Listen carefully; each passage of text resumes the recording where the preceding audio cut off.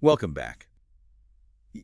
Sometimes a name sounds simple, but underneath, there's just a whole world of complexity, right? Exactly. And that's definitely what grabbed us when we started looking into the People Nation. So hmm if you're someone who wants to, get the real story efficiently, this deep dive is for you. We're going to break down this alliance of street gangs, mostly from Chicago. Right. And it's interesting immediately because, like you said, it's not just one gang, it's an alliance, a coalition. And the source material we have really gets into the details, the history, the structure, how they signal who they are. It really does. It's almost like learning a code. Yeah. So our mission here is to pull out the really key info from this resource, give you that shortcut to understanding the People Nation essentials. We're aiming for those aha moments, Huh. where it clicks, where they came from, who's in, and what really sets them apart. Precisely. So where do we start? The beginning, I guess. Right. When did the People Nation story kick off? Okay, so the source is pretty clear on this. It marks 1978. 78. Yeah, in Chicago, Illinois. That's the year and place. And what's really interesting is that it wasn't like accidental, it was intentionally created, Oh, okay. a deliberate alliance system. Right. Which makes you think, why? What brought these different groups to the table? Well, the resource points to some really key figures, pivotal people who made it happen. Okay, like who? We're talking Mickey Cogwell and Jeff Fort. He was with the Black Pea Stones then. Mm-hmm. Also, Bobby Gore from the Vice Lords and Gustavo Colin of the Latin Kings. Wow. So some big names within their own organizations. Exactly. Leaders. They're coming together suggests it was a pretty significant strategic move there in Chicago. Maybe, seeking more power together, influence. Makes sense. So who were the first ones in? The initial member gangs. According to the info, the Mickey Cobras were right there at the start, though they were called the Cobra Stones back then. Cobra Stones, okay. Yep. And the bishops and the Spanish lords, they were original members.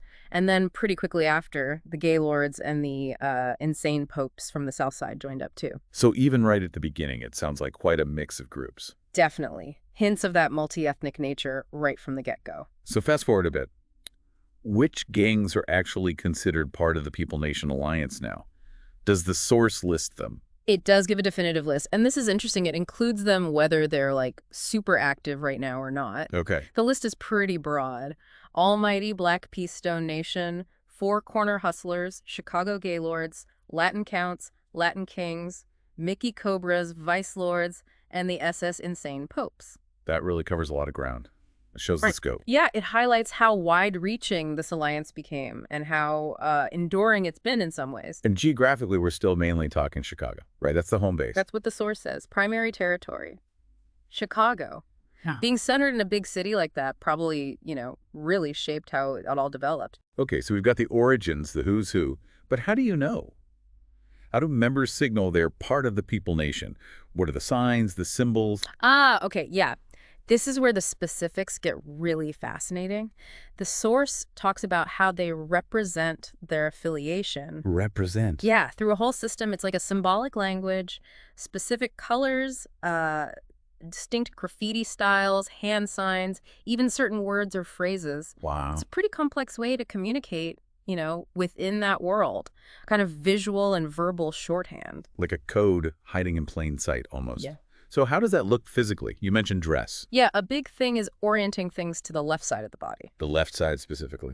The source gives examples like an earring only in the left ear, or rolling up the left pant leg, tilting your cap to the left. Huh.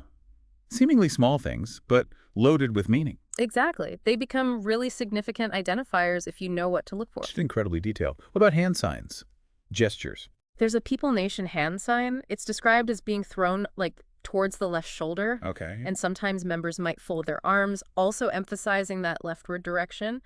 Another layer of identification. And graffiti, that's usually a very visible sign of gang presence. What should we look for there? What signifies People Nation? The five-pointed star. That's a key one. The source really highlights the five-pointed star in their graffiti. 5 points. Okay. And you mentioned this connects to a rivalry. It does, yeah. Right. Directly linked to their main rivals. We'll definitely get to that. Right. But before that rivalry detail, I've heard the phrase, 5 alive, 6 must die. What's that about? That's it, exactly. It comes straight from the symbolism. The 5 refers to their five-pointed star, Right. 5 alive. affirming their symbol. And the 6 refers to the six-pointed star used by their main rivals. So 6 must die is a pretty clear statement of, well, opposition. Wow, yeah. Very direct. Allegiance and conflict wrapped up in one phrase. Mm-hmm. Concise and powerful. And what about pitchforks? Sometimes you see pitchforks in graffiti pointing down. Yes, the source mentions that too. The People Nation Alliance often uses pitchforks pointing downwards. That's a sign of disrespect towards the folk nation. Ah, because the folk nation uses them pointing up. Right. The upward pointing pitchfork is often associated with the folk nation, so pointing it down is like a visual insult, showing antagonism. Okay. Are there specific greetings, things they might say? Yeah, the source notes the greeting, all is well. All is well. Used among members when they meet, kind of a verbal check-in, confirms you're affiliated. So we have the five-pointed star. Are there other recurring symbols we should know about? Absolutely.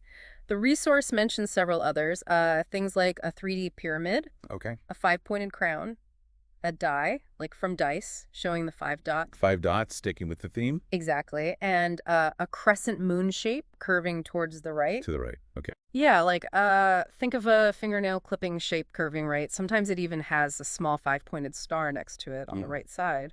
Interesting. Lots of layers to their visual identity. It really shows the depth, yeah. So it feels like a lot of the symbolism, the star, the pitchforks, it's defined by opposition to someone else. Who is the main rival? The source is very clear.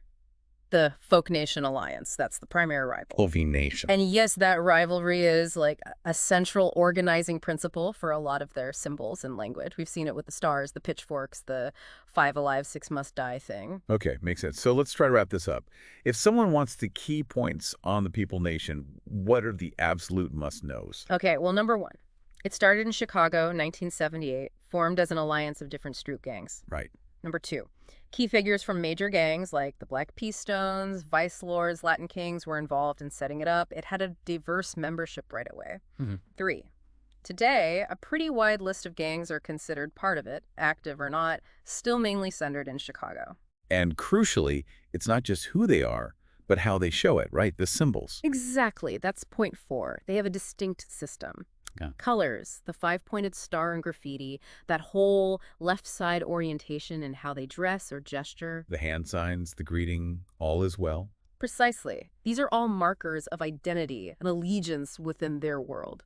And number 5, maybe, is that a lot of this is amplified by, or even stems from, that conflict with another big alliance. Definitely. The rivalry with the folk nation is fundamental. It fuels so much of the symbolism, the declarations, the disrespect, like the downward pitchforks.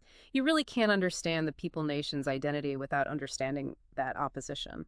It's pretty striking, isn't it? How intricate these social structures can get and how much meaning gets packed into, well, seemingly small details. It really is. Makes you think, about how groups everywhere, not just gangs, create their own signals for belonging, for difference. That actually raises a great point to sort of leave people thinking about. Beyond this specific case, how does symbolic language work in other parts of society? Constructing group identity. Think about the subtle cues, visual, verbal, that communicate complex affiliations, beliefs. It happens all around us in all sorts of social dynamics we see every day. That's a fascinating thought. Yeah. How do we all use these kinds of signals, maybe without even realizing it half the time? Yeah. Something to chew on.